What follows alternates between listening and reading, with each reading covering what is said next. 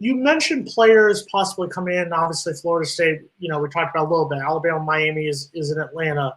Clemson, Georgia is in Charlotte. Ole Miss, Louisville is also in Atlanta. A lot of those games are neutral site locations.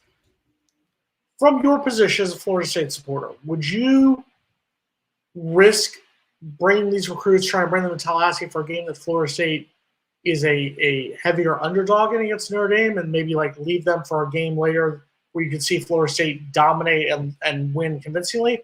Or do you bring them in for that atmosphere? Because like you said, it's going to be, I'm going to use the term, it's going to be lit. It's going to be litty fagitty. No, I'm not using that term. No, that's not happening. No, I will use it in my term. It's going to be litty fagitty. It's going to be a movie. It's going to be wild weekend in Tallahassee. It's going to be good for business. But going back to what you were saying there with recruits, I think you're sending them all there. You don't want to lose. You don't want to lose that chance on if you are able to, have that upset against Notre Dame, or even show that progress to where it's down to the fourth quarter and you're having a competitive game where you're seeing that progress. Something that Mike Norvell is doing with these relationships and having these conversations about that they are making progress. It's not going to be instant like that, but they're going to see a year-to-year growth on coming back to a national championship playoff, college football playoff caliber.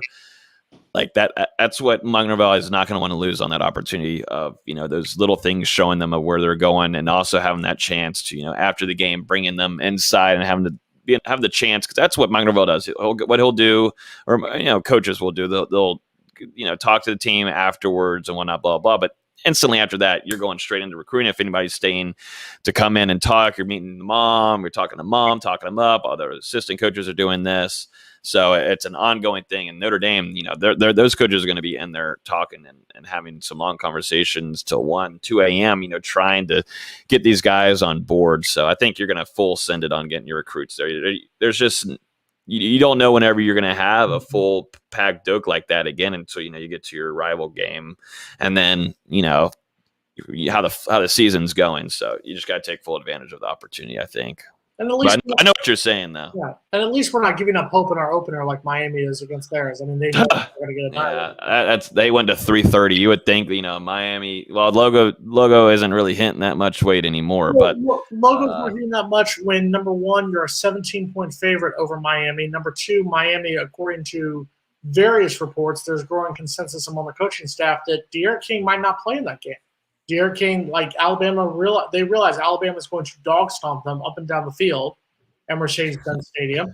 So they realize, okay, we're going to be the favorite in every other game this season. Let's not risk him. It's a smart move to not play him.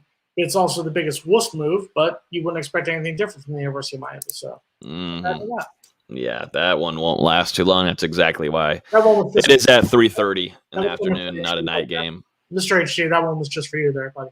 Congratulations. If I remember correctly, Florida State versus Alabama was at 7:30 prime time. Okay, yeah, prime time. I just was having to figure it out there. Prime time. Logo hits differently. Okay, got it. We also lost that game 24-7, but that's a different issue. We can talk about that. Newton Murray pass interference wasn't called. That would have changed the game and the momentum swing for FSU, which they were still on.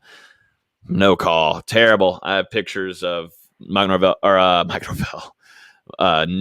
Jimbo Fisher? No, not Jimbo. I just said his name. Nyquan Murray getting swatted like he's going through turnstiles, I think they're called. Yes. Was it 10-7 at that point? Yes. Yep. Florida State would have taken the lead, I believe, right before the second half, if I'm correct. Now, you were sober enough to take a picture of that, though. I was really far up. No, this was off of ESPN. I was able to get a little screenshot, and I even circled where the ball was about 3 feet away from, and Newton Murray's getting tackled right there in the end zone. Yeah. Gotta love it. Yeah, Alabama was still a good team. We're just going to give Alabama credit. They got that one. I wonder if it was the flat. Well, I got to say, wasn't Najee Harris? He got his first little turn. I think Najee Harris was a true freshman and got some burn there in that game where we got to see a little bit. Got to see a little bit of Cam Akers there too. Of course, you mentioned a Steelers player. I imagine that. And now Najee Harris is with me in Pittsburgh, which is going to be one of the top 3 running backs in the next year or two. And watching the Ravens win this division again. Congratulations. Don't see that happening, sadly. Look at HD. I was there. I'm not going to forget it. You were probably still working at Publix that night. You probably couldn't watch it. You don't have TVs there, but it's okay. No, Hey. it's not Derek King. Derek King's not dodgy. Let's clarify for that. Boys need better jokes, like your face. Okay. Derek King's not dodging. The question is, and it goes back to, and Mark and I talked about this before the show, it's the DeAndre Francois factor. DeAndre Francois got murdered by Alabama, and he was healthy, and that catapulted our entire season into a downward spiral in 2017. You're Miami. On paper, you are going to be the favorite in every game but Alabama at this point. At this point before the season, you're the favorite in every game. Do you risk starting Derek King, getting him hurt even more, about 8 months, 9 months after surgery to repair multiple ligaments that were annihilating in his knee? Do you risk that for a sure loss and risk the entire rest of the season? That's the question you have to ask yourself if you're the Miami Hurricanes right now. I don't. I think it's a legitimate concern because we're not talking about a quarterback that's going to be able to fully prepare for that game. Mm-hmm. We don't know when he's going to be able to get on the practice field for sure, full go, full throttle. They're certainly not going to hit the guy, but he's going to see his first hits of the season, not against a group of 5 team or an FCS team. It's going to be against the meanest dudes on the planet. So the defending national champions. Yep.